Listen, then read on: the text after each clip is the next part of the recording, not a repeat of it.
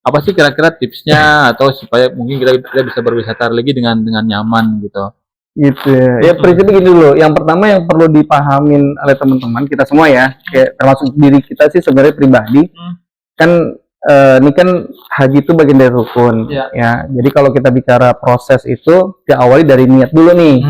Ya niat itu harus kuat gitu. Karena banyak yang punya niatnya itu tapi nggak berangkat. Ya. Apa buktinya? Ya dia nggak mulai-mulai, nggak nabung, nggak bikin paspor gitu kan.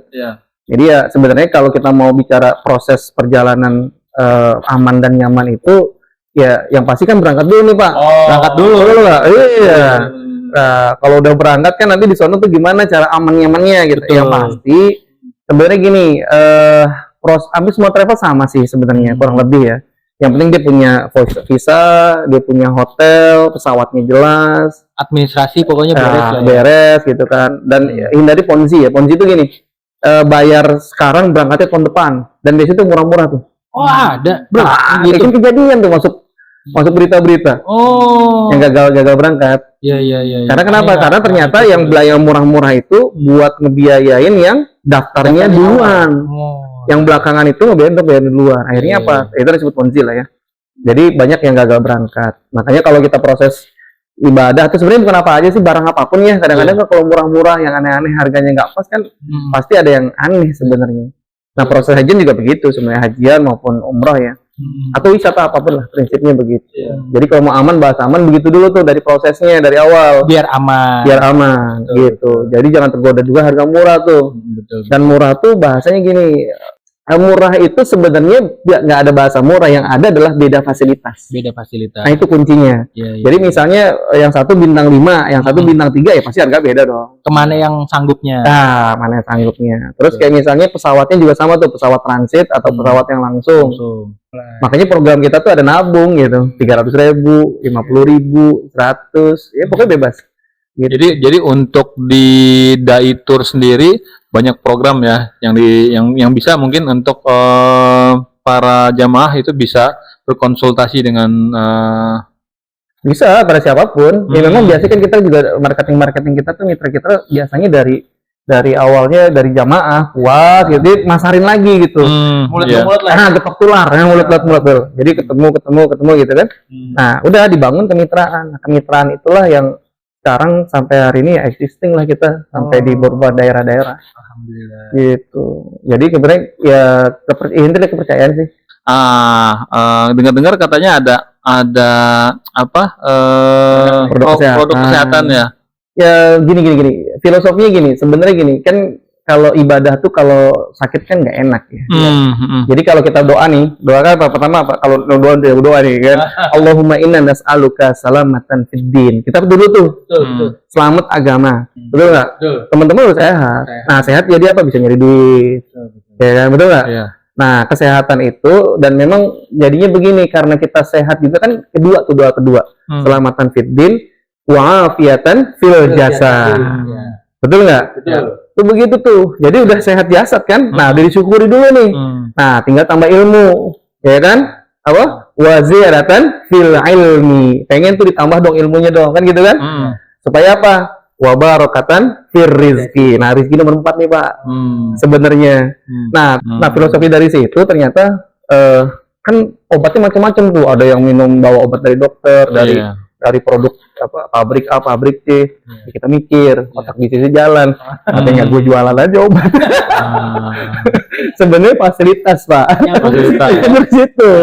Nah padahal kalau bicara kesehatan itu sendiri kan ada kesehatan yang kita mulai. Kalau saya sih membahasakan gini, kesehatan itu sebenarnya dari dasarnya dari apa yang kita makan, apa yang kita pikirin. Betul. Ya kita pikir kalau stres sedikit aja, udah tuh biasanya tuh asam lambung naik apa segala macam. Ya kan darah juga jadi mengental. Udah pikiran dulu lah ya. Nah, makanya saya pikiran dulu, husnuzon namanya. Akhirnya sama-sama tahu kan, husnuzon prasangka baik aja. Susah itu belum tentu jelek. Bisa jadi dengan susah kita jadi introspeksi gitu. Sakit tuh sebenarnya cuma dibagi 2 organ itu. Ada organ panas, ada organ dingin. Nah, sebenarnya itu doang. Kalau kita pahami itu, mau sakit apapun itu ada solusinya dan tanpa operasi, tanpa segala macam. Itu jadi promosi nih kayaknya, nggak boleh. Pantesan, Ani pernah dengar tuh namanya terapi panas dingin. Nah, tapi itu ya, sama kayak orang demam nih, demam yang diperiksa apa coba? Jidat ya kan? Jidatnya. Oh, panas nih, Jidat, panas. Padahal enggak. leher, ketek. Demam tuh ada dua, ada demam panas, ada demam dingin. Nah, makanya dicek telapak kaki kita. Telapak kaki. Iya, telapak kaki. Kalau telapak kakinya dingin, nah itu penerapannya gimana? Kalau kaki telapak kaki kita panas, penerapannya gimana? Termasuk sunnah itu sebelum subuh mandi tuh. Mandi. Iya. Tadi pengobatan dingin sama pengobatan panas aja. Nah, katalisator itu sebenarnya pengantar, membuka semua yang mampet-mampet tadi. Nah, kalau udah mampetnya dibuka, baru tuh lancarin, kasih nutrisi A, nutrisi B, Baru berpengaruh ke badan. Makanya ada orang, mohon maaf, minum herbal tuh nggak sembuh-sembuh. Nggak sembuh-sembuh Kenapa? Karena itu dia. katalisatornya nggak dibuka. Oh. Nah, kita sebutnya kita nyebutnya sinergi ya, mensinergi semua gitu. Gitu. Dalam nih kalau ngobrol sama anak IPA.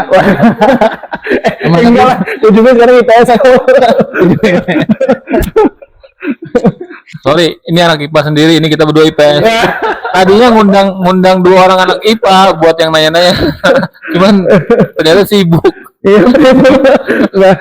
Sama aja.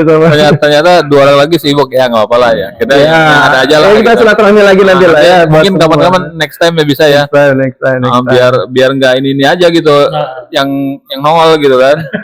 Ya maksudnya kita fleksibel lah, siapapun kita welcome gitu kan. Nanti tinggal dibikin aja, dibuat aja, karena lebih ke kita mau share informasi kan, apakah itu topiknya seputar karir atau bisnis atau program komunitas atau mungkin hanya sebatas hiburan, it's okay, it's fine gitu. Dan mungkin gini Bang Tony, Bang Ijal, kita tuh gini, semua berawal dari empati. Ya, semua harus berawal dari situ. Karena contoh misalnya kayak kenapa sih ada travel? Karena kita berempati gitu. Kok orang yang umroh sama haji selalu orang yang kaya ya? Iya, Gitu. iya. Padahal yang miskin, mohon maaf ya, yang kemampuan terbatas ekonomi kan mereka juga pengen kan Memberikan solusi kita buat yang kasih itu buat mereka, kita kasih motivasi, kasih cara supaya benar-benar, bahkan bahasa kita gini, umroh tuh gampang. Iya. Segampang gimana? Segampang kita mau kemana? Itu sama mau ke Bekasi sama aja gitu. Iya. Yang penting apa, kita berani memulai. Nah disitulah jalan Allah dikeluarkan, dikasih. Nah kita kasih jalan itu. Gitu.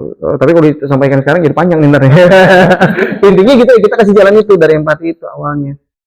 رب اشرح لي صدري ويسر لي أمري واحلل عقدة من لساني يفقه قولي رب اشرح لي صدري ويسر لي أمري واحلل عقدة من لساني يفقه قولي